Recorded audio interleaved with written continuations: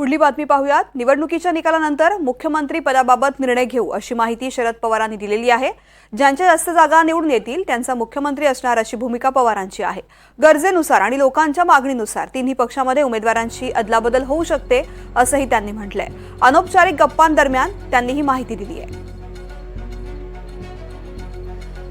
निवडणुकीच्या निकालानंतर मुख्यमंत्री पदाबाबत निर्णय घेऊ असं शरद पवार यांनी म्हटलेलं आहे। याआधी सुद्धा महाविकास आघाडीचा मुख्यमंत्री पदाचा चेहरा कोण अशी चर्चा सुरू झालेली होती। उद्धव ठाकरे यांनी सुद्धा शरद पवार यांना मुख्यमंत्री पदाचा चेहरा घोषित करा, मी त्याला पाठिंबा द्यायला तयार आहे असं वक्तव्य केलं होतं। मात्र शरद पवार यांची भूमिका ज्यांच्या जास्त जागा निवडून येतील त्यांचा मुख्यमंत्री असणार अशी असल्याचं स्पष्ट झालेलं आहे। गरजेनुसार लोकांच्या मागणीनुसार तिन्ही पक्षामध्ये उमेदवाराची अदलाबदल सुद्धा होऊ शकते असंही त्यांनी म्हटलंय। अनौपचारिक गप्पांदरम्यान शरद पवारांनी ही माहिती दिली आहे। रेवती हिंगवे माझी सहकारी आपल्यासोबत या अनौपचारिक गप्पांसंदर्भातले अपडेट्स देते।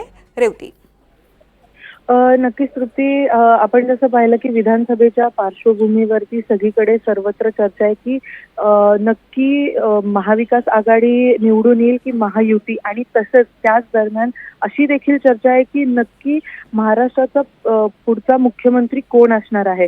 आणि त्याच पार्श्वभूमीवरती आज अनौपचारिक गप्पा होताना शरद पवारांनी सांगितलं की महाविकास आघाडीमध्ये ज्यांचे उमेदवार जास्त असतील त्यांचाच मुख्यमंत्री होईल।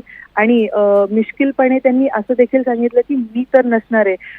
आपण जसं बघू शकलो की सुप्रिया सुळेंचं बारामतीमध्ये आपल्याला बॅनरबाजी पाहायला मिळाली की भावी मुख्यमंत्री, परंतु त्यांनी अशी देखील कबुली दिली की सुप्रिया सुळे यांना पार्लमेंटमध्ये जास्त इंटरेस्ट आहे आणि त्यामुळे ते मुख्यमंत्री पदाचा चेहरा नसतील महाविकास आघाडीकडून। तृप्ती, रेवती, धन्यवाद सविस्तर माहितीसाठी।